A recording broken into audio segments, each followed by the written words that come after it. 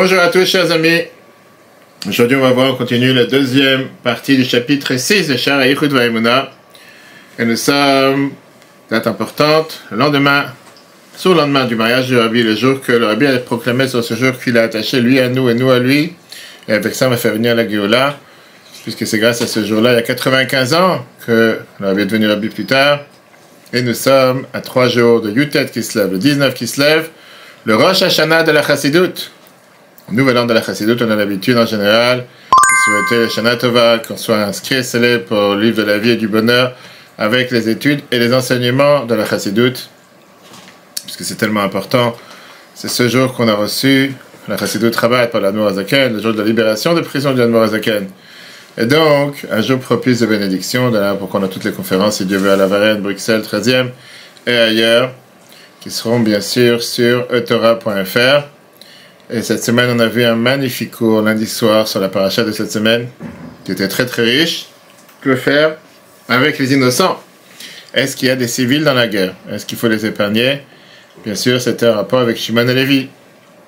Comment se fait-il que dans la première guerre qui s'est passée dans la Torah, on a vu que le fait qu'ils ont kidnappé leur sœur Dina, ils ont éradiqué toute la terre, toute la ville. Et on a vu la ramification et surtout le lien qu'il y a un rapport avec aujourd'hui, avec la guerre sur la bande de Gaza, avec tous ces terroristes qui sont là-bas. En tout cas, continue dans la recherche qu'on a commencé la semaine dernière, Sha'ar HaYichud VaEmunah chapitre 6, qui est très très riche, et on a vu comme quoi on n'a pas deux choses contraires, mais en vérité, c'est deux choses qui se composent et qui s'associent l'un avec l'autre. En deux mots, le divin et le profane. Hashem ou Elohim, on a vu comme quoi Chesed et Gvura, c'est pas l'un qui est contre l'autre, mais bien au contraire, les deux sont ensemble. Les deux sont ensemble et grâce aux deux, nous pouvons fonctionner sur terre. C'est comme ça que Dieu agit sur terre. On a vu bien sûr comment deux choses contraires s'unissent.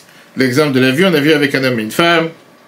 On a vu dans le chapitre 3 comment un mariage, c'est une liaison entre deux choses contraires. C'est une sorte de miracle. Ishvei Shazach ou Shrina Benem. Qu'un homme et une femme méritent la divinité parmi eux. Et on a vu que pour ça, il faudrait s'effacer soi-même et s'attacher à une force supérieure. Ça, c'est l'idée de la choupa. C'est pour ça qu'on a terminé avec Oseh Shalom Bimromav, qu'on a l'habitude de dire qu'on a l'ange Michael, l'ange Gabriel, l'ange du feu, l'ange de la pluie, de l'eau, pardon, que les deux, en général, ils ne peuvent pas s'unir ensemble, mais grâce à la troisième force, qui est Dieu qui se dévoile à l'intérieur d'eux, comme ça, ils peuvent s'unir. Quand on voit aujourd'hui, quand on regarde la création du monde, on voit comment le nom Havaya Elohim, c'est en réalité une seule unité, contrairement à ce qu'on a vu jusqu'à présent. D'un côté, tu vois la création du monde, qui est une expression de Dieu, Hachem. Havaya veut dire que Dieu il est Mehave ou Mechaye, qui crée, qui fait vivre à chaque instant. De l'autre côté, on voit comment Dieu est caché dans la nature. On voit que la nature est tellement forte qu'on ne voit pas qu'il y a un Dieu sur terre. Ça, c'est l'expression du nom Elohim. Et donc, comment est-ce possible que ces deux avancent de manière contraire? On voit avec la phrase qu'on a l'habitude de dire dans la Tfila tous les jours, Hashem Echad ou Shmo Echad. Dieu est un, pas Dieu est une. Même si les Tunisiens ne sont pas contents, mais c'est pas grave. Dieu, il a 7 noms, qui sont les 7 attributs avec lesquels Dieu il existe. Plus large que les 7 noms, on a quoi? On a les 10 sphirotes, avec lesquels Dieu il agit sur terre. On a vu ça avec les Sarah Mahamarot, très attribué miséricorde, ça c'est autre chose.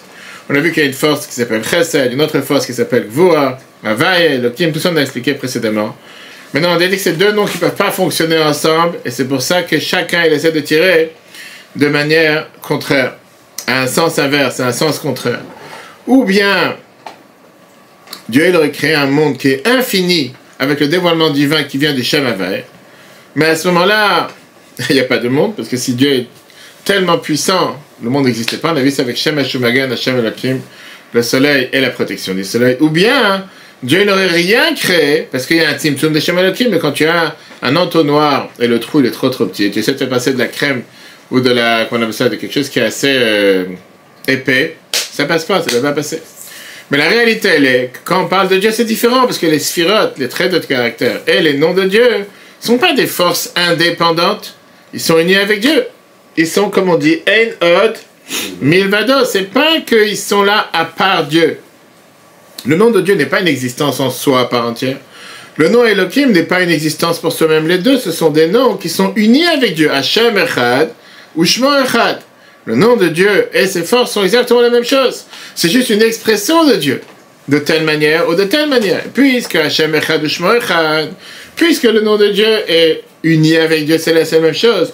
Donc ils sont capables de pouvoir travailler ensemble et de s'unir ensemble et de fonctionner ensemble. La Gemara Chagiga, page 15, nous raconte une merveilleuse histoire avec les 4 à Bash et sous la Pardes.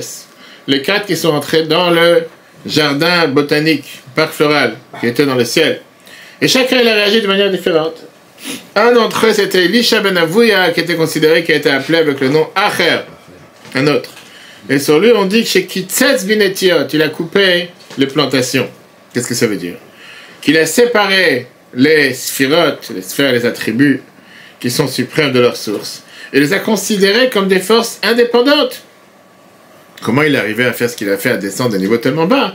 Parce qu'il a considéré que c'est des existences à part entière. D'ailleurs, on a vu la semaine dernière la faute au temps d'Abraham, comment il y a eu l'idolâtrie à l'époque, du fait que certains sont venus et ils ont dit que si le soleil existe tous les jours, et si la lune elle existe tous les jours, et si les astres ils existent tous les jours, ça veut dire qu'ils ont leur propre force, ils ont leur propre force, il faut les servir, il faut se prosterner, il faut travailler pour eux, il faut les adorer, etc., etc.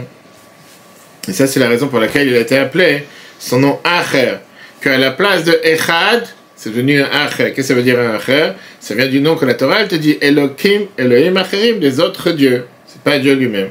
Comme la Midrash Tanchuma nous dit que si tu enlèves juste une partie du Dalet, qui est le côté droite, en haut, le Dalet devient un Resh, et avec ça tu détruis le monde. À la place de lire Shema Israël, Hashem Elokeinu, Hashem Echad, ça devient Kael Acher, un autre Dieu, ça devient l'idolâtrie. Ça, c'était la faute de Elisha ben Avouya. Ça, c'est ce qui est expliqué dans le Zohar et qu'on dit tous les vendredis après-midi dans Petach Eliyahu, comment Dieu il a créé le monde avec les 10 sphirotes, avec les 10 traits de caractère, comment chaque sphira elle a un autre sujet, une autre manière comment agir sur terre. Mais néanmoins, il ne faut pas oublier que Dieu il est Ant ou Chad, Vela Bechouchvan. Dieu il est un et il ne fait pas partie du compte. C'est pas comme qu'à chacun d'entre nous qu'il a telle force très importante. Pour Dieu c'est tous la même chose. Comme on dit dans le Zohar, que Dieu et les sphirotes sont un. Et donc pour Dieu, le chesed et le din, c'est exactement la même chose. Pour nous, on ne peut pas comprendre comment tu peux être chesed d'un côté et agir avec din de l'autre côté. Pour toi, tu ne peux pas comprendre que les deux sont différents. Pour toi, tu ne peux pas comprendre que tu ne peux pas agir avec l'un et avec l'autre sans fin. C'est où tu agis avec chesed ou tu agis avec voura. Pour Dieu, c'est possible. Dieu n'a pas ce conflit. Regardons dans le chiffre 2. Vous avez la feuille. Il y a 2 feuilles, non? J'ai mis 2 feuilles. Ah, d'accord. C'est ça qu'il y a cette inclusion des traits de caractère, zoubezou, qui sont le chesed de la gvura, la bonté et la rigueur. Nir à la haine, ça c'est ce qui a l'air à nos yeux, parce que Dieu et ses kelim, Dieu et ses ustensiles, Dieu et ses réceptacles sont un. Shem Midotav, qui sont ces traits de caractère. Dieu, c'est pas différent, c'est pas séparé de lui. Puisqu'ils sont tellement attachés à lui, ils sont unis avec Dieu. Ils sont unis l'un dans l'autre, et l'une dans l'autre, et ils font une seule chose. Comme j'ai dit tout à l'heure, pour nous, c'est impossible de penser que tu peux agir avec Chesed et Gvura en même temps, même si on a expliqué la dernière fois avec les parents et les enfants. Quand tu dis à un enfant d'aller dormir à 9h, tu peux penser que c'est du Chesed, que c'est de la Gvura, de la dureté morale, et c'est du Chesed, de la bonté. Mais ça a l'air, en tout cas, d'être de la Gvura, de la dureté. Comme c'est écrit dans Petach Eliyahu, toi qui attaches ces midot, ces traits de caractère, ou es-tu uni avec eux, ou et sans toi il n'y a aucune union dans les mondes d'en haut.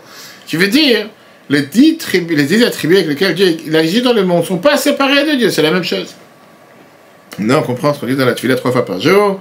Ça c'est ce qui est écrit, Vashevota elevavecha ki Hashem hu Elokim. Vashevota elevavecha, tu prendras à cœur que Dieu hu Elokim. Que Hashem avay esel Elokim pirouche. Qu'est-ce qu'on est en train de dire? Sheshnei Shemot Elu, que c'est 2 noms qui en réalité ont l'air contradictoires. Hashem n'a pas l'air d'être Elokim, ça a l'air d'être tellement différent l'un de l'autre. En réalité, Emechad Mamash, ils sont le même. Pourquoi? Shegam Shem Elokim Emetzam Tzomalim Etor. Même le nom Elohim qui apparemment est là celui pour contracter et cacher la lumière. En réalité, au prix notre chesed, c'est la bonté que Moshe Mavai comme le nom de Dieu sans distinction. Pourquoi? Mishum Shemidotav Shel HaKadosh Baruch Hu.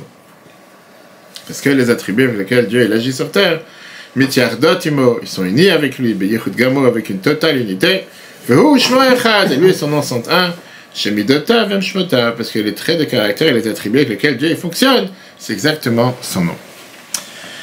Faire mes histoires qu'on raconte depuis que ce Shabbat, c'est Yutet qui se lève, le 19 qui se lève, une histoire que la Bible a racontée des centaines de fois, beaucoup de fois en tout cas, c'était une histoire avec quand l'Admour Azaken était emprisonné, il était en prison. Il était dans la prison de Petropolski qui est quelque part dans Peterbourg. Je suis parti visiter quand j'étais en Russie, à Saint-Pétersbourg. Et pendant les interrogatoires, ils l'ont amené, la prison elle est sur le bord d'un fleuve, au bord d'un lac, et il y a les cellules, et de l'autre côté il y a les interrogatoires. À côté, il faut emmener avec une barque, un petit bateau d'un endroit à l'autre. C'est une manière de fatiguer les détenus.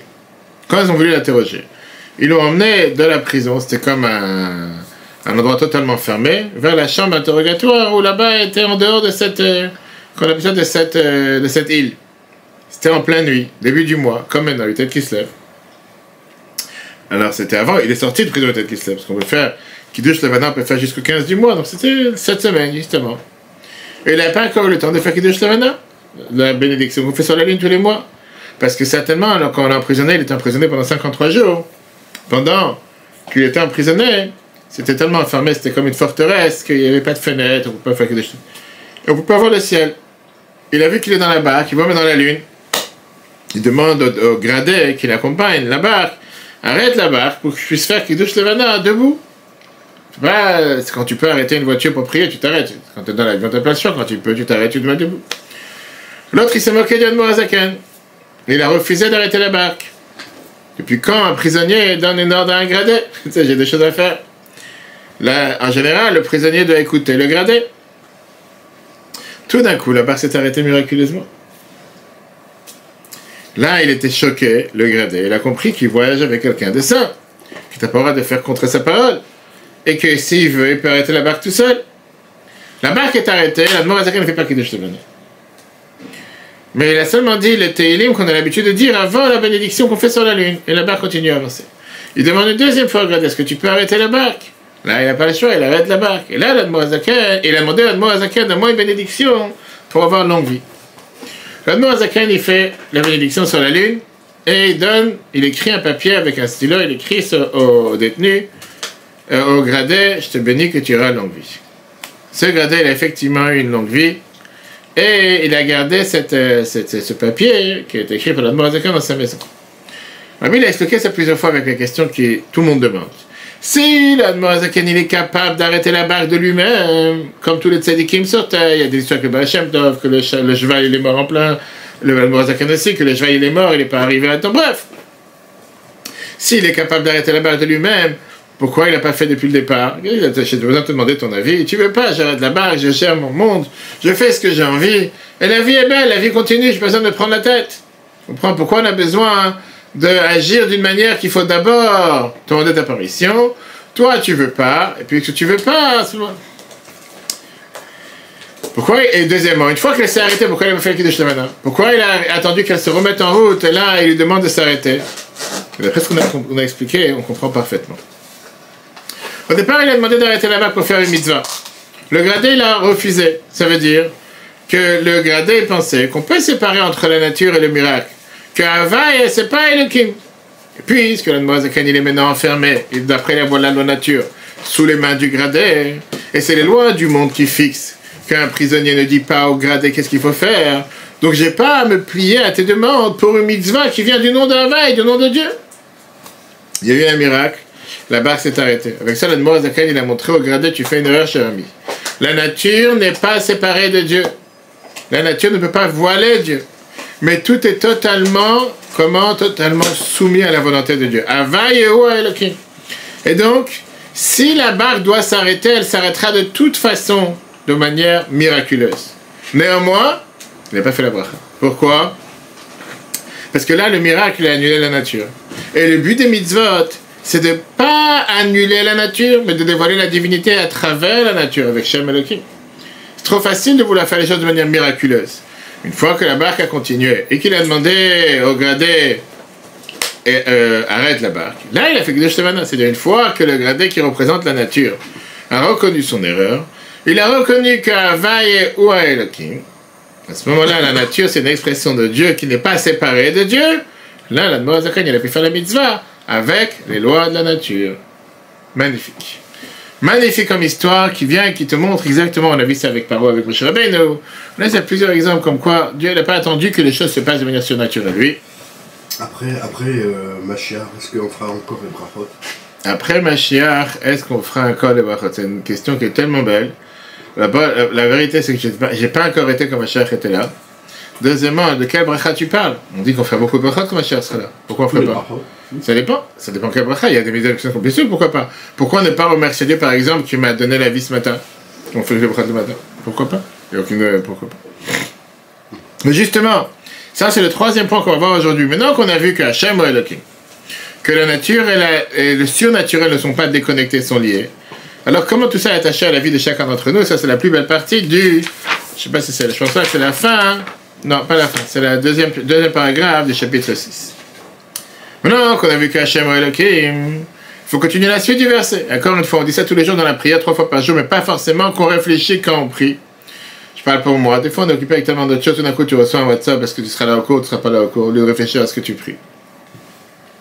Le verset continue en te disant Veyadata ayam, va'ashevot alevavecha, tu vas savoir aujourd'hui que Dieu, que tu vas réfléchir dans ton cœur, tu vas comprendre que quoi?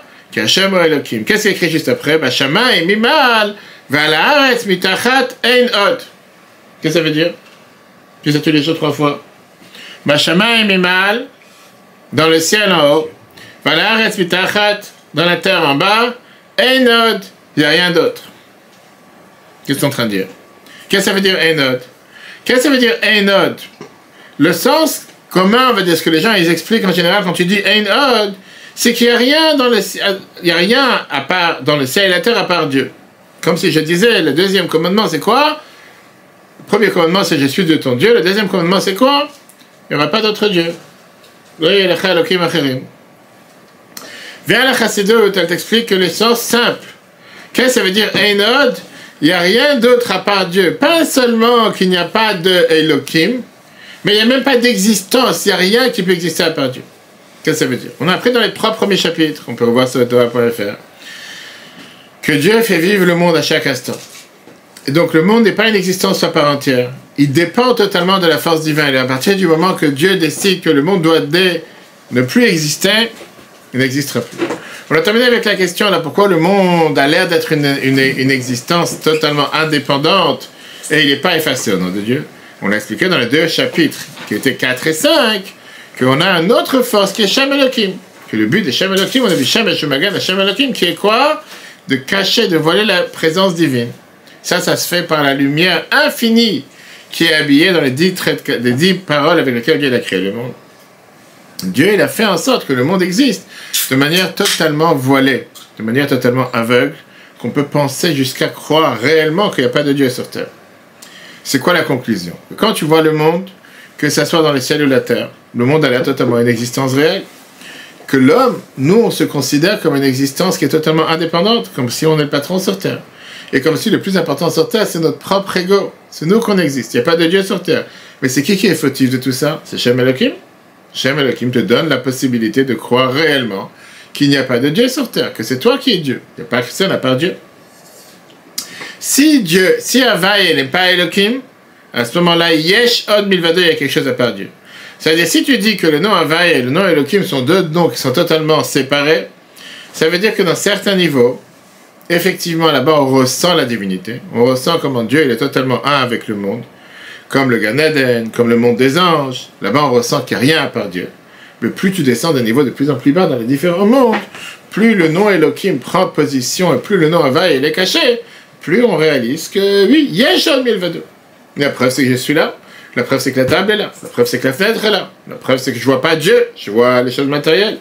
Parce que le voilage, il est tellement total que la nature, elle existe.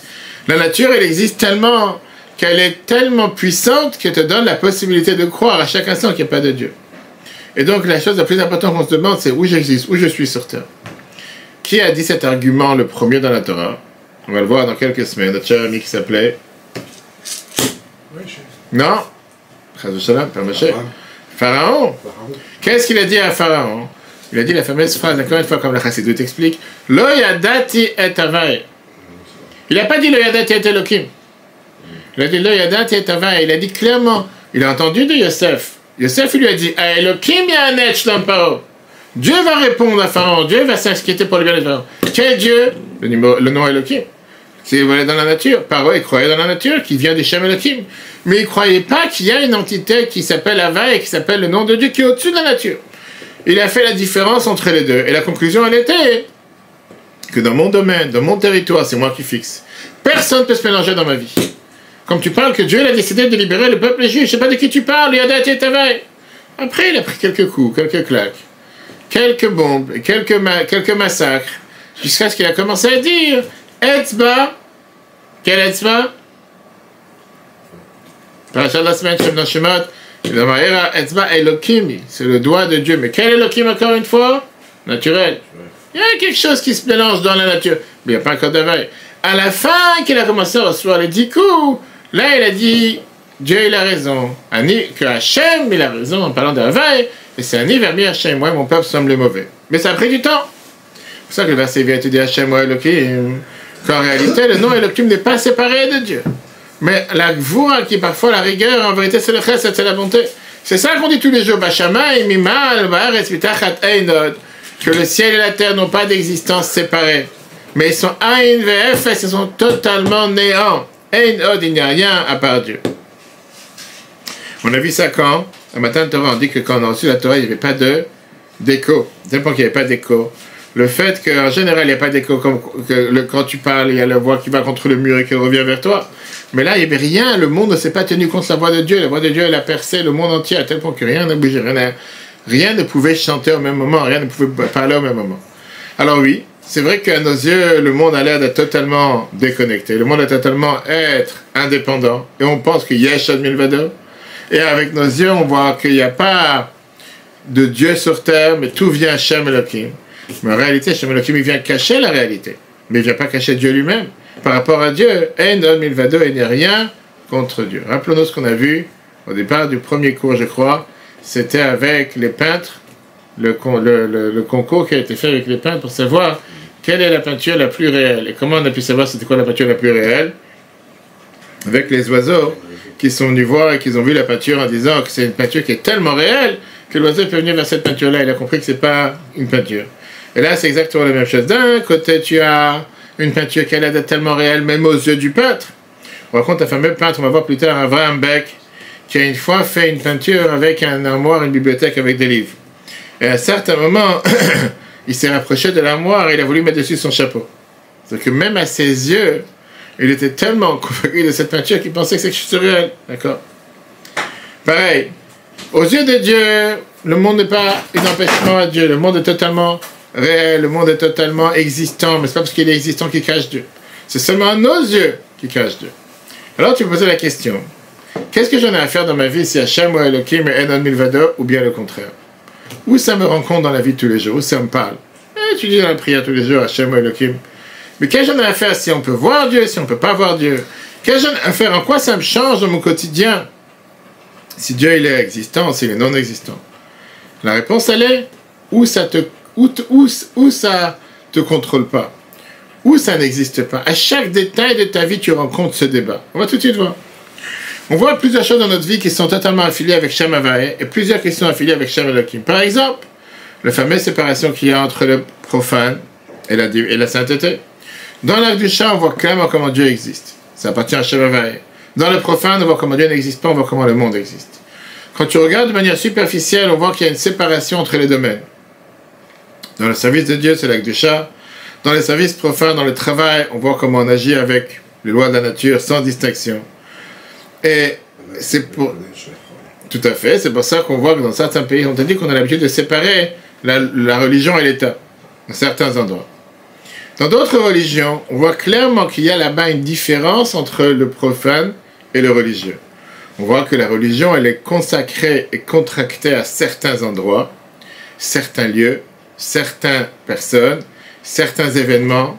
Et en règle générale, je veux dire, la pensée est plutôt, si tu veux te rapprocher de Dieu, tu dois te séparer du profane. Pour pouvoir être saint, il faut t'enfuir de tout ce qui est les choses matérielles.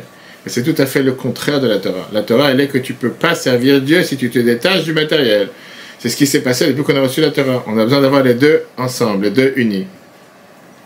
Qu'est-ce que nous dit les Chachamim dans la Mishnah? Kol ma'asecha yiyu l'Shem Shamaim. Tout ce qu'on fait doit être fait pour le nom de Dieu. Shlomo HaMelech, il a l'habitude de dire le roi Salomon, Bechol devachecha da'eu, dans tout le chemin, il faut connaître Dieu. C'est que le service de Dieu, c'est pas seulement dans l'acte de char, quand tu pries, quand tu mets les tefillin, quand tu fais une mitzvah, mais dans tes actions, dans tes paroles, dans les choses profanes. Servir Dieu, tout, tu ne peux pas dissocier l'un de l'autre. Mais toi, tu te vois comment on peut le représenter, comment on le voit dans la vie de chacun d'entre nous, dans les trois domaines qui sont l'espace, le monde, le temps et les gens. Dans l'espace, bien sûr qu'il y a ce qu'on appelle le temple, la synagogue, le Trabad, il y a les autres endroits qui sont profanes. Quelqu'un peut penser que je dois me comporter comme un juif avec le plus grand attachement à Dieu. Quand je suis à la synagogue, mais quand je sors de la synagogue, j'enlève la kippa, je me comporte dans la rue comme quelqu'un qui est totalement, on va dire, laïque, profane. Comme certains maskilim, la Haskala, qui avaient l'habitude de dire à l'époque, soit un juif à la maison et un homme dans la rue. Qu'est-ce que ça veut dire, Ardut Hashem, Hashem ou Elohim? Que ça veut dire, c'est même dans la rue, même dans le magasin, même dans la société, dans n'importe quel endroit où je suis. Hashem, Yishmor, Tzetra, Ovoecha, Me'ata ve'adalam. Dieu, il protège et il nous garde quand on est à l'intérieur, quand on est à l'extérieur. Dans le temps. Il y a des temps saints qui s'appellent Shabbat, Yom Tov, Kippour, mais il y a les autres jours de la semaine. Quelqu'un peut parfois sentir un certain niveau de sainteté quand c'est le jour de Shabbat, le jour de Kippour. Shabbat l'Hachem. Mais dès que ça sort Shabbat, il fait la Havdalah, il passe à un autre monde. Le jour de la semaine, il peut se comporter de manière totalement profane. Je vais raconter ça plusieurs fois, cette histoire. Quelqu'un qui avait commandé chez un dentiste 7 paires de dentaires. Dentaires, c'est pour ceux qui ont, à l'époque, ils n'avaient pas de dents. Le docteur lui a demandé, le docteur dit, pourquoi tu as besoin de 7? Il a dit, mais je suis quelqu'un qui est très scrupuleux avec la halakha. J'ai besoin un pour le laitage, un pour quand je mange de la viande, un quand je mange parvé. Et c'est quoi les 3 autres? Il fait 3 autres pour Pessah. Ça ne peut pas cachériser le dentier. Donc j'ai besoin encore 3, ça fait 6. Il dit, c'est quoi le 7e? Il fait le 7e, c'est quand je vais en vacances. Quand je vais en vacances, là-bas, je me comporte différemment. C'est les gens qui te disent des fois, quand ils prennent le ciel, Torah le Bashamaim. La Torah n'est pas dans le ciel. On peut faire ce qu'on veut. Mais la Torah te dit, c'est faux. Ce soir Shabbat, tu fais la Havdalah. C'est pas pour ça que tu vas penser et tu fais les choses différemment. Qu'est-ce que ça veut dire, Ardut Hashem, l'union de Dieu? Ça veut dire que même quand on est en pleine semaine, même quand Shechet Yamim Ta'avod, même quand tu sers Dieu pendant 6 jours, ça c'est une mitzvah.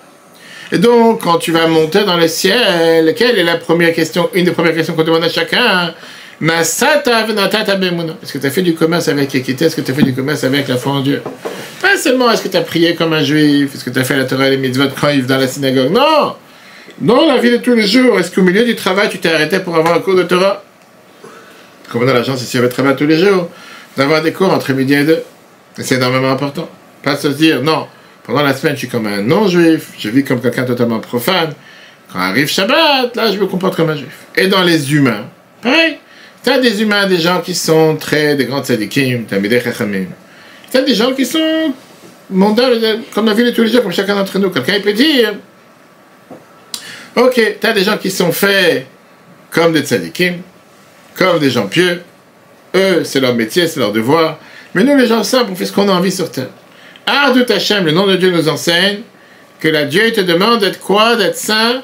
Parce que Gdoshim Tiyu Lelokechem Vayamachanach HaKadosh, c'est pas juste les tzadikim qui sont saints. N'importe quel Dieu doit être saint. Non, ça ne veut pas dire que qu'on appelle ça, que la Gdusha, la sainteté et le profane sont totalement égaux. Et que le comportement dans les deux, c'est de la même manière. Non. On doit séparer la sainteté et le profane. C'est pour ça d'ailleurs qu'on fait l'Havdalah en sortant Shabbat. C'est pour ça qu'on fait Kiddush quand arrive Shabbat. Mais la réalité, elle est naturelle, même te fait cette distinction entre les deux. Mais néanmoins, de la même manière que je sers Dieu avec quoi? Mettons les tefillin, la prière, les mitzvot, je sers Dieu en mangeant, en dormant, en faisant du business, en étant dans ma société. Je ne peux pas dissocier les deux. Je ne peux pas dire je sers Dieu dans certains temps, certaines personnes, certaines choses, et le reste non. Ça, c'est ce que ça veut dire. Hachem ou Elohim, Dieu est notre Dieu. Que ce qui est surnaturel est dans la nature, ce qui est saint est profane. Je ne peux pas dissocier les deux sont connectés. Viens la demande de le troisième paragraphe. Mais là, quand tu sais que Hachem et Elohim sont un, mais là, alors là, tu connais la suite. Qu'est-ce qu'on voit dans la suite de tous les jours? Que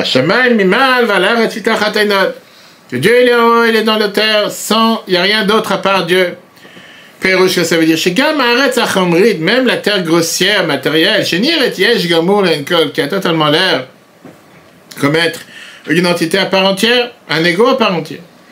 En réalité, elle est totalement néant. Elle n'existe pas, les gabés Kadosh Baruch Hu, par rapport à Dieu. Pourquoi? Parce que Shem Elohim, parce que le nom Elohim qui représente la nature, et non Ma'alim ou Metzamtzem, il ne vient pas là pour contracter et cacher la divinité. Mais à qui il le fait? Là, la tartonnière, c'est pour les gens du bas. Venez la Kadosh Baruch Hu, par rapport à Dieu, non, Sharushmo Elohim Echad. Dieu et son nom Elohim sont exactement la même chose. Herbert Weiner, c'est un grand rabbin réforme à New Jersey. Il a écrit le fameux livre Les 9 ennemis mystiques. Dans les années 50, il a visité plusieurs fois le rabbi. 9 ennemis mystiques. Et il a essayé de s'intéresser sur le comportement des chassidim et des adeptes de la yeshiva. Une fois, il a rencontré la Rabbi Yechidou, comme les gens qui s'ennuient à l'époque, dans les années 50. Il a dit à Rabbi qu'il a voulu faire des remarques, pas des remontrances, il a voulu montrer à Rabbi comment il a des choses à dire sur le comportement bizarre des chassidim. Il a dit comme ça, je vois qu'après tous les chassidim que j'ai rencontrés dans les années 50, probablement 10 ans après la Shoah, etc., il y a quelque chose en commun. Ils ont un aspect comme ça, ouvert, qui apparemment est tellement naïf, que nous, on pourrait appeler ça comme quelqu'un qui est, on va dire, pas naturel, quelqu'un qui est, oui, naïf, la naïveté, qui veut dire, parfois cette naïveté peut montrer, on pourrait l'expliquer comme un vide, ou un manque d'intelligence, ou peut-être un manque de combat interne. C'est malin que tous les chassidim sont ces mêmes choses qui sont naïfs. Ils vivent dans un monde qui apparemment n'est pas le vrai monde. Ils ne savent pas où ils vivent. Ils te parlent de Dieu, de l'infini, de la sainteté. Finalement, on est sur terre. Rabbi n'a pas été ému de cette question. Il a dit, ce que tu trouves pas dans leurs yeux, c'est ce qu'on appelle kera. Kera veut dire une déchirure. Bipolarité, une séparation entre deux choses. L'autre, il n'a pas compris. Qu'est-ce que ça veut dire? Rabbi dit comme ça. Kera veut dire être capable de dissocier quelque chose, de faire la distinction entre deux choses. Rabbi dit, mais moi, il y a quelque chose qui me dit que tu ne dors pas bien la nuit. Et c'est pas bien pour toi. Parce que si on t'aurait éduqué dans un des deux mondes, la situation aurait été différente. Mais cette déchirure, ça vient du fait que tu essayes de vivre dans deux mondes. Et ça, c'est ton problème. Parce qu'il n'y a pas deux mondes.